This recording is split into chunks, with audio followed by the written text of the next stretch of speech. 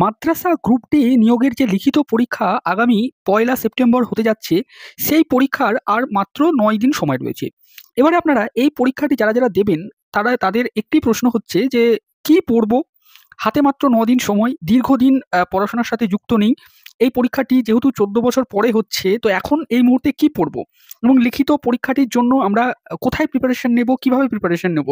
এই নিয়ে সকলেই আমাকে অনুরোধ করেছিলেন যে, দাদা একটি ডিটেইলস আপনি আলোচনা করুন এই বিষয়ে। অনেকেই অনুরোধ করেছিলেন কিছু পিডিএফ দিন। তো দেখুন, প্রথমেই বলি, কোনো পিডিএফ বা এই সমস্ত কিছু দেওয়ার জন্য আমি এই ভিডিওটি করছি না। আমি মূলত হাতে যে আপনাদের 9 দিন সময় রয়েছে, সেই 9 দিনে কিভাবে আপনারা রিটেন এক্সামের জন্য প্রিপারেশন নেবেন, কোন টপিক থেকে পড়বেন, কি বই পড়তে হবে, কেমন প্রশ্ন হতে পারে, কত নম্বরের প্রশ্ন, কত সময়, এই সমস্ত বিষয়গুলো নিয়ে আলোচনা করব। তার জন্য যারা লিখিত পরীক্ষা দেবেন তারা এই ভিডিওটি অবশ্যই দেখবেন এবং ডিটেইলস দেখবেন। এই ভিডিওটি কিন্তু আপনাদের জন্য, সকলের জন্য বেশ হেল্পফুল হবে। তাহলে চলুন প্রথমেই আমরা এই ভিডিওটি শুরু করব। দেখুন, এই যে আপনাদের লিখিত পরীক্ষাটি হতে যাচ্ছে, এই পরীক্ষাটির যে নম্বর সেটি থাকবে 15 নম্বর, অর্থাৎ 15 নম্বরের পরীক্ষা হবে। সময় থাকবে 1 ঘন্টা। আপনাদের যে সিলেবাস, সেই সিলেবাসটা বলে দিয়েছে তারা, যে ইংরেজি থেকে 8 নম্বরের প্রশ্ন আসবে এবং অঙ্ক থেকে থাকবে 7 নম্বরের প্রশ্ন। এই পরীক্ষাটি কিন্তু ওএমআর হবে না। এখানে আপনাদেরকে উত্তর লিখতে হবে, প্রশ্নের মাঝে জায়গা দেওয়া থাকবে, সেখানে আপনাদেরকে উত্তর লিখতে হবে। প্রশ্নের মান হবে 1। সম্ভবত নেগেটিভ মার্কিং থাকছে না, নেগেটিভ মার্কিং রয়েছে কিনা এমনটা আমরা খবর পাইনি। যারা পূর্বে পরীক্ষা দিয়েছিলেন তাদের সাথে কথা বলে যেটুকু জেনেছি, নেগেটিভ মার্কিং থাকছে না, এমনটাই আমরা জেনেছি। পরবর্তীতে কোনো খবর পেলে আমরা আপনাদের সাথে জানাবো সেটা। তো আপাতত অর্থে অনেকের প্রশ্ন যে, এখানে প্রশ্ন কি এমসিকিউ হবে কিনা, এমসিকিউ টাইপের প্রশ্ন হবে কিনা। দেখুন, এমসিকিউ টাইপের প্রশ্ন হবে কিনা সেটা কিন্তু কমিশন জানায়নি। কমিশন মূলত বলেছে যে তারা ওএমআর পরীক্ষা নেবে না, এটা তারা বলেছে। এখন প্রশ্ন এসএকিউ হতে পারে অথবা এমসিকিউ টাইপেরও হতে পারে, সেখানে আপনাদেরকে উত্তরটা লিখতে হবে। কিভাবে লিখতে হবে সেটা তারা ডিটেলসে বলেনি। তবে আপনারা এসএকিউ হবে প্রশ্ন, এমনটাই মানে আশা করে বা এমনটাই ধরে নিয়ে যান। তবে প্রশ্নটা 1 লাইনেই লিখতে হবে, এমনটাই কিন্তু ধরে নেওয়া যেতে পারে। তো এইটা গেল পরীক্ষার নম্বর কত সময় পাবেন আপনারা, কি পড়বে, কত নম্বরের প্রশ্ন হবে, কোন টপিক থেকে কত পড়ছে সেটা আপনারা জানলেন। এবার এগুলো তো আপনারা জানেন। এবার যে বিষয়টা নিয়ে আলোচনা করব সেটা হচ্ছে যে, তাহলে ইংরেজি এবং অঙ্ক যে দুটো পার্ট থেকে আপনাদের প্রশ্ন হবে, এই ইংরেজি এবং অঙ্কের জন্য আপনারা এখন কি পড়বেন, কোন টপিক থেকে আপনারা ইংরেজি পড়বেন, কোন টপিক আপনারা ম্যাথামেটিক্সের পড়বেন, কোথা থেকে পড়বেন, কিভাবে পড়বেন এবং এখান থেকে কেমন প্রশ্ন হতে পারে সেই বিষয়টা নিয়েও কিন্তু আলোচনা করব। প্রথমেই আমি আপনাদেরকে আলোচনা করব যে, এক্সামের জন্য আপনারা কি পড়বেন। এই যে অংশটুকু, এটার মধ্যে সেটা হচ্ছে ইংরেজি প্রথম। দেখুন, ইংরেজি যেটা পড়বে সেটা হচ্ছে বেসিক ইংলিশ গ্রামার থেকে কিন্তু প্রশ্ন হবে, ক্লাস 1 to 10 অবধি যে লেভেল, সেই লেভেল অনুযায়ী। প্রথম যে আপনাদের ইংরেজির পড়তে হবে সেটা হচ্ছে পার্টস অফ স্পিচ, এই যে অংশটা এইটা। এখন এই পার্টস অফ স্পিচ এটা আপনারা কোথা থেকে পড়বেন? দেখুন, এইটা পড়ার জন্য বেসিক যে ইংরেজির গ্রামার বইগুলো হয় ক্লাস 9 বা ক্লাস 10, সেখান থেকে আপনারা পড়তে পারবেন। খুব বড় বা কিছু বই পড়ার প্রয়োজন নেই। এবার অনেকের কাছে যাদের বই নেই বা যারা দীর্ঘদিন পড়াশোনার সাথে যুক্ত নেই, তারা কি করবেন? তারা এই পার্টস অফ স্পিচ এইটা লিখে ইউটিউবে সার্চ করবেন। সেখানে দেখবেন প্রচুর অনলাইনের ক্লাস আপনারা পেয়ে যাবেন এই পার্টস অফ স্পিচ রিলেটেড, সেই ক্লাসগুলো আপনারা দেখবেন। সেখান থেকে কি প্রশ্ন আসতে পারে মূলত? দেখুন, পার্টস অফ স্পিচ হচ্ছে কি? Noun, pronoun, adjective, adverb, verb, conjunction, preposition, introduction, এই সমস্ত পার্টগুলো হচ্ছে পার্টস অফ স্পিচ। 8টা পার্টস অফ স্পিচ রয়েছে। এখান থেকে কি প্রশ্ন আসতে পারে? ধরুন, কোনো একটি সেন্টেন্স দিল, সেই সেন্টেন্স থেকে বলতে পারে যে আপনারা নাউন কি চিহ্নিতকরণ, কতগুলো নাউন রয়েছে সেটা চিহ্নিতকরণ করুন, কোনটা অ্যাডজেক্টিভ রয়েছে এটা চিহ্নিতকরণ করুন, কোনটা অ্যাডভার্ব রয়েছে এগুলো চিহ্নিতকরণ করুন। অর্থাৎ মূলত সেন্টেন্স থেকে নাউন, অ্যাডজেক্টিভ, অ্যাডভার্ব এগুলোকে আইডেন্টিফাই করতে দিতে পারে, এরকম প্রশ্ন আসতে পারে। এছাড়াও যেটা গুরুত্বপূর্ণ সেটা হচ্ছে আর্টিকেল এবং প্রিপোজিশন, এইগুলো দিয়ে কিন্তু ফিল ইন দ্য ব্ল্যাঙ্কস, অর্থাৎ শূন্যস্থান পূরণ করতে দিতে পারে এবং এটা দেবেই, এটা ধরে রাখুন, এটা দেবেই। তাহলে পার্টস অফ স্পিচের এই অংশটা আপনারা কিন্তু খুব ভালো করে পড়বেন ইংরেজির জন্য, এবং এখান থেকে কেমন প্রশ্ন হবে সেটা আমি আপনাদেরকে বলে দিচ্ছি মোটামুটি।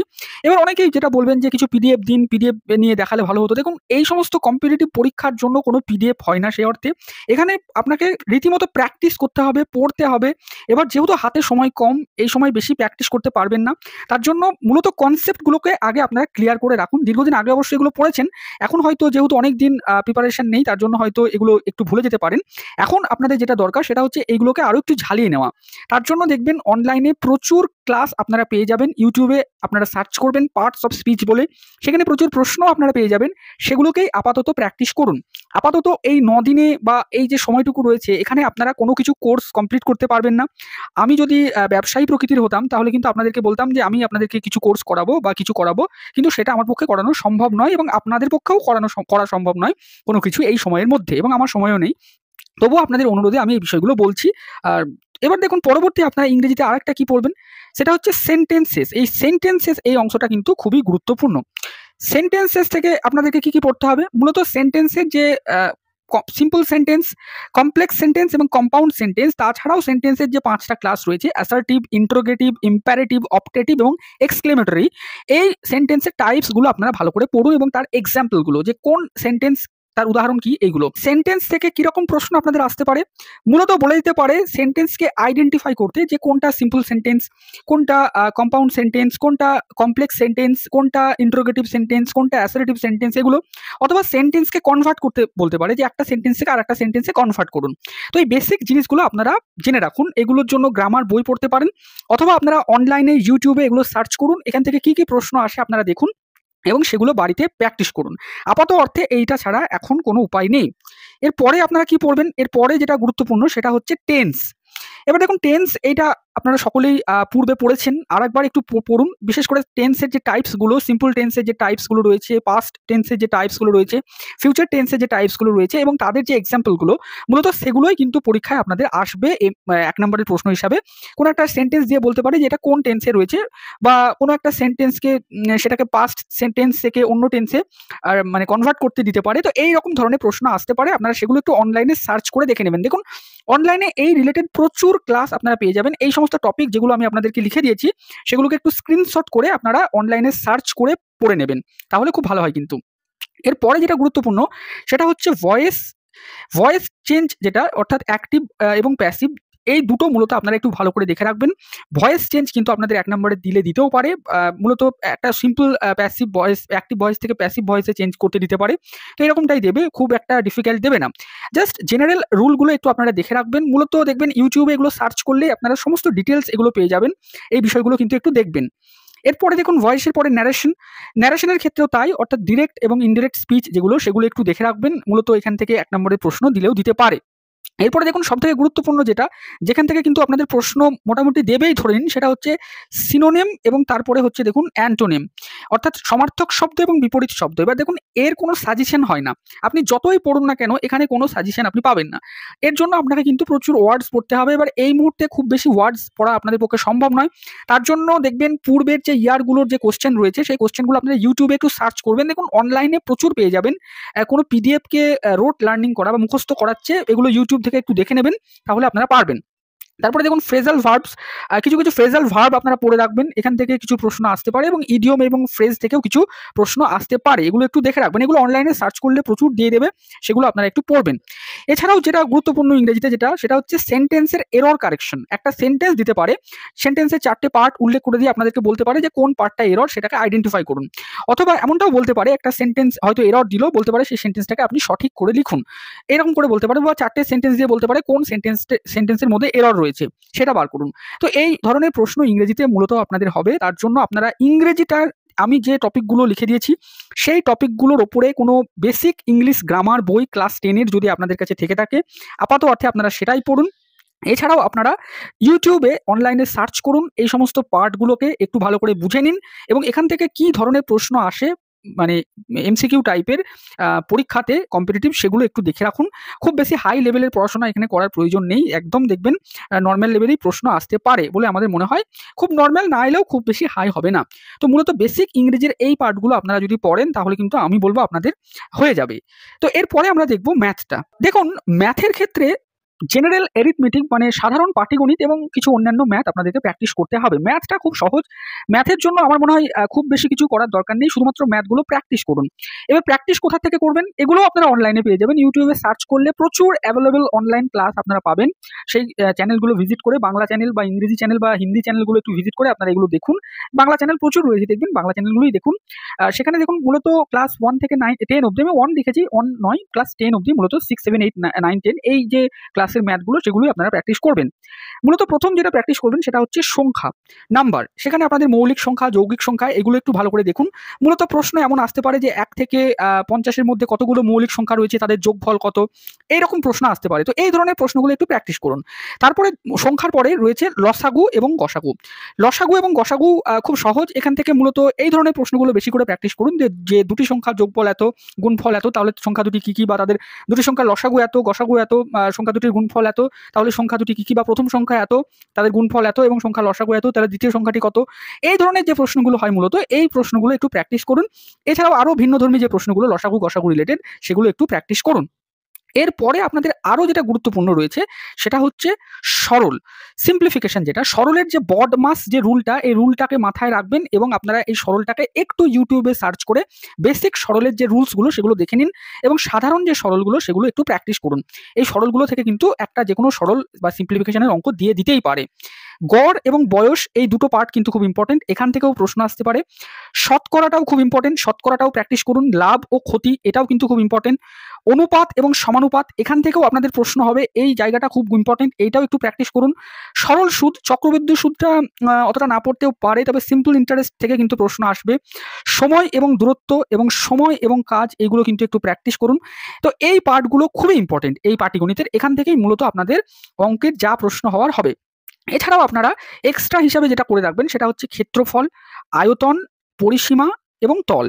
এবার জ্যামিতি থেকে যদিও প্রশ্ন হবে না, তবুও এটা একটু প্র্যাকটিস করে রাখবেন, একটা প্রশ্ন বা দুটো প্রশ্ন দিতেই পারে। ক্ষেত্রফল, আয়তন, পরিসীমা ও তল, এক্ষেত্রে ক্ষেত্রফল, আয়তন ও পরিসীমা এই তিনটে বিষয় আমি দেখে রাখতে বলবো। মূলত ত্রিভুজ, চতুর্ভুজ, আয়তক্ষেত্র এবং বৃত্ত, এই কতগুলো জিনিসের আপনাদেরকে ক্ষেত্রফল কিভাবে বের করতে হয়, আয়তন কিভাবে বের করতে হয়, পরিসীমা কিভাবে বের করতে হয়, এই যে ফর্মুলাগুলো বেসিক এগুলো একটু দেখে রাখবেন। এবং বাহুর দৈর্ঘ্য কিভাবে বের করতে হয় বা কোণ কিভাবে বের করতে হয় ত্রিভুজের, এই পার্টগুলো একটু দেখে রাখবেন। মূলত ম্যাথ এবং ইংরেজির ক্ষেত্রে এই পার্টগুলো আপনারা অনলাইনে ইউটিউবে সার্চ করলে ডিটেলস ক্লাস পেয়ে যাবেন। আমি আপনাদেরকে অনুরোধ করব যে এখন এই সময় দেখুন, অঙ্কের তো আর কিছু মুখস্থ করার কিছু নেই, অঙ্কের কোনো পিডিএফও হয় না। অঙ্কগুলো যত আপনারা প্র্যাকটিস করবেন এবং যত বুঝবেন, মূলত ফর্মুলাগুলো বা বেসিক জিনিসটা যত বুঝবেন ততই কিন্তু আপনাদের পক্ষে ভালো হয়। তো এক্ষেত্রে আমি আপনাদেরকে অনুরোধ করব যে এই যে আমি অংশগুলো আপনাদেরকে দেখালাম অঙ্কের ক্ষেত্রে, এগুলো কিন্তু আপনারা বাড়িতে একটু প্র্যাকটিস করুন। ইউটিউবে অনলাইনে সার্চ করলে এই রিলেটেড প্রচুর ক্লাস আপনারা পেয়ে যাবেন, সেই ক্লাসগুলো আপনারা করুন এবং সেখান থেকে আপনারা এই বিষয়গুলো পেয়ে যাবেন। এবার এখান থেকে অনেকেই যেটা বলতে চাইছেন যে আমাকে কিছু পিডিএফ দিতে, যে দাদা আপনি কিছু পিডিএফ দিন, কিছু প্রশ্ন দিন। দেখুন, একটা কম্পিটিটিভ পরীক্ষাতে এমন হয় না, সেখানে কোনো সাজেশন খাটে না। আমি বলতে পারবো না যে কোন প্রশ্নটা পড়বে, আমি ম্যাথেরও বলতে পারবো না, ইংরেজিরও বলতে পারবো না, বাট আমি আপনাদেরকে বলে দিলাম যে আপনারা যারা এখনো অবধি বুঝতে পারছেন না যে অ্যাকচুয়ালি পরীক্ষাটা আপনারা যে দেবেন, কোন কোন বিষয়গুলো পড়বেন, কোন কোন বিষয়গুলো থেকে প্রশ্ন আসতে পারে, তার জন্যই আমি এই ভিডিওটা করলাম। আপনাদেরকে বললাম যে হাতে এখনো আপনাদের 9 দিন সময় রয়েছে। বেসিক যে জিনিসগুলো রয়েছে ম্যাথের, বেসিক যে ইংরেজিগুলো রয়েছে সেগুলো আপনারা সকলেই হয়তো জানেন, দীর্ঘদিন হয়তো পড়াশোনার সাথে যুক্ত নেই বলে সেই বিষয়গুলো হয়তো অনেকেই ভুলে গেছেন বা চর্চা নেই বলে, কিন্তু হাতে এখনো 9 দিন সময় রয়েছে। 1 সেপ্টেম্বর আপনাদের পরীক্ষা। তার আগে এই যে 9 দিন সময়, এই 9 দিন একটু নিজেরা, আমি বলবো একটু পড়াশোনা করুন। এখন সোশ্যাল মিডিয়াতে দৌলতে অনলাইনে সমস্ত ডিটেলস আপনারা সার্চ করলে পেয়ে যাবেন। বিশেষ করে ইউটিউবে আপনারা এই নিয়ে ডিটেলসে যদি সার্চ করেন তাহলে প্রচুর তথ্য আপনারা পাবেন। বিষয়গুলো নিয়ে আপনারা একটু ক্লাসগুলো করুন, বিষয়গুলো বুঝে নিন যে সংখ্যা, লসাগু গসাগু, সরল, গড়, বয়স, শতকরা, লাভ ও ক্ষতি, অনুপাত ও সমানুপাত, সরল সুদ, সময় ও দূরত্ব, সময় ও কাজ, ক্ষেত্রফল, আয়তন, পরিসীমা, এই বিষয়গুলোকে কিভাবে বের করতে হয়, কিভাবে অঙ্কগুলো দ্রুত করতে হয়, এইগুলো যদি না দেখেন তাহলে আপনারা কিন্তু যতই আমি আপনাদেরকে প্রশ্ন দিই, প্রশ্ন দিয়ে কিছু হবে না। প্রশ্নগুলো কি হবে আপনারা বুঝে গেছেন, লাভ ক্ষতি থেকে কি প্রশ্ন আসতে পারে, অনুপাত সমানুপাত থেকে কি প্রশ্ন আসতে পারে, সরল সুদ থেকে কি প্রশ্ন আসতে পারে, সেগুলো আপনারা আলটিমেটলি বুঝে গেছেন। তবুও আমি এইগুলো বললাম একবার। এবার আরো একটি বিষয়, আপনারা অনেকেই প্রশ্ন করছেন যে দাদা তাহলে কোন বই পড়বো। এবার বইয়ের ব্যাপারটা আমি একটু বলি লাস্টের দিকে এসে। রিটেন এক্সামের জন্য কি বই পড়বো এটাও অনেকেই প্রশ্ন করেছেন। দেখুন, আপনাদের দুটো পার্ট থাকবে, ইংরেজি এবং অঙ্ক। ইংরেজির জন্য আমি লিখেছি দেখুন, সাধারণ গ্রামার বই এবং প্র্যাকটিস। সাধারণ বাড়িতে যে গ্রামার বই রয়েছে, কারোর যদি থেকে থাকে বা কারোর কাছ থেকে একটু কালেক্টও করুন। সেই গ্রামার বইয়ে আমি ইংরেজির যে পার্টগুলো বললাম সেগুলোকে একটু দেখুন, একটু প্র্যাকটিস করুন, তাহলেই হবে। পরীক্ষাতে গিয়ে দেখবেন ওই ধরনের প্রশ্ন এসছে এবং আপনি অনায়াসে পারবেন। ম্যাথের ক্ষেত্রেও আমি বললাম, দেখুন যে ক্লাস 5 থেকে ক্লাস 10 লেভেলের যে বইগুলো রয়েছে ম্যাথের, সেখানে যে পাটিগণিতের অঙ্কগুলো হয় সেগুলো একটু প্র্যাকটিস করুন। এই রিলেটেড একটি ছায়া প্রকাশনীর বই রয়েছে ম্যাথের, সেই বইটি আপনারা প্র্যাকটিস হিসাবে করতে পারেন। এছাড়াও আমি বলব যে ইউটিউবে কারো কাছে যদি বই না থেকে থাকে, এই মুহূর্তে হয়তো কেউ বই কিনতে চাইছেন না, যে আর এই কদিনের জন্য কি করে বই কিনবো, বা একটা বই এই 9 দিনের মধ্যে কমপ্লিট করা বা পড়া সম্ভব নয়। তো অনেকেই চাইছেন যে তাহলে কোনো রেডিমেড যদি কিছু পাওয়া যায় তাহলে ভালো হয়। সেক্ষেত্রে আমি বলব যে রেডিমেড খোঁজার জন্য সময় ব্যয় না করে আমি যে টপিকগুলো বললাম সেই টপিকগুলো ধরে ধরে ইউটিউবে সার্চ করুন। সেগুলোকে একটা খাতা কিনুন, বাড়িতে নোট ডাউন করুন যে এই হচ্ছে পার্টস অফ স্পিচ, এই হচ্ছে টেন্স, এই হচ্ছে সেন্টেন্স, এখান থেকে এরকম প্রশ্ন আসতে পারে। এরকম করে নিজেরা একটু নোট ডাউন করুন, একটু খাটুন, তাহলেই কিন্তু হবে। 15 নম্বরের পরীক্ষা এমন কিছু নয়, পরীক্ষাগুলো এমসিকিউ নয়, এগুলো লিখতে হবে। একটু বাড়িতে প্র্যাকটিস, একটু চর্চা না করলে কিন্তু হবে না। আপনি এমসিকিউ টিকমার দেওয়া প্রশ্ন নাও আসতে পারে, হয়তো একটা অঙ্ক আপনাকে করতেও প্র্যাকটিস করে দিয়ে আসতে হতে পারে, লিখে দিয়ে আসতে হতে পারে। তখন আপনি কিভাবে করবেন যদি বিষয়গুলো না জানেন? তো আমি আপনাদের সাথে এই ভিডিওতে মাদ্রাসা গ্রুপ ডির যে এক্সাম রিটেন, সেটা নিয়ে আপনারা অনেকেই জানতে চাইছিলেন যে কি পড়বো, কিভাবে পড়বো, কিছু ডকুমেন্ট থাকলে দিন, কি বই পড়বো। তো এই বিষয়গুলো নিয়ে আমি ডিটেইলসে আপনাদের সাথে এই ভিডিওতে আলোচনা করলাম। আশা করি এই ভিডিওটা আপনাদের অনেকের উপকার হলো, হেল্প হলো। ভিডিওটা ভালো লাগলে আপনাদের বন্ধুদের মধ্যে শেয়ার করবেন এবং আমাদের চ্যানেলে নতুন হলে অবশ্যই চ্যানেলটি সাবস্ক্রাইব করবেন। কত অর্থে আপনাদেরকে বলবো একটু নিজেরা ইউটিউব সার্চ করে কোনো গ্রামার বই, বেসিক যে ম্যাথের বইগুলো সেগুলো একটু পড়ুন এই সময়ে, এই বিষয়টা। এবং কোনো আপনাদের জেনারেল নলেজ বা জিকে থেকে প্রশ্ন হচ্ছে না, শুধু ইংলিশ এবং ম্যাথ থেকেই প্রশ্ন হবে। তো ভিডিওটা শেষ অবধি দেখার জন্য আপনাদের সকলকে জানাই অসংখ্য ধন্যবাদ।